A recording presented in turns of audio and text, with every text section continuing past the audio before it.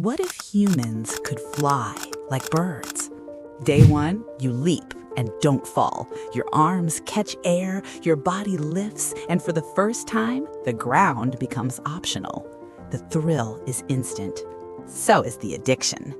Day three, your muscles begin to change. Shoulders burn constantly, your chest tightens, and your heart races just to stay airborne. Walking already feels slow and wrong. Week two, you stop using the ground entirely. Food becomes a problem. Sleep becomes dangerous. One mistake midair, and there's nothing to catch you. Month one, your body gets lighter but weaker. Bones thin out, your arms grow stronger, but everything else starts to fail. You're built for the sky now, not survival. Month three, storms become your greatest fear. Winds throw you like a rag doll, rain blinds you. There's nowhere to hide when the sky turns against you.